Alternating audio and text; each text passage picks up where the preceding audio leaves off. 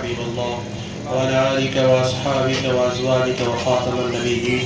ربنا آتنا في الدنيا حسنة وفي الآخرة حسنة وقنا عذاب النار وقنا عذاب القبر وقنا عذاب الحشر وقنا عذاب الميزان. اللهم رب اجعلني مقيم الصلاة ومن ذريتي ربنا وتقبل دعاء. ربنا اغفر لي ولوالدي وللمؤمنين يوم يقوم الحساب. اللهم اغفر لنا قبل الموت وارحمنا عند الموت ولا تعذبنا بعد الموت ولا تحاسبنا يوم القيامة إنك على كل شيء قدير. إن الله وملائكته يصلون على النبي يا أيها الذين آمنوا صلوا عليه وسلموا تسليما. لبيك اللهم صل على سيدنا ومولانا محمد لا إله إلا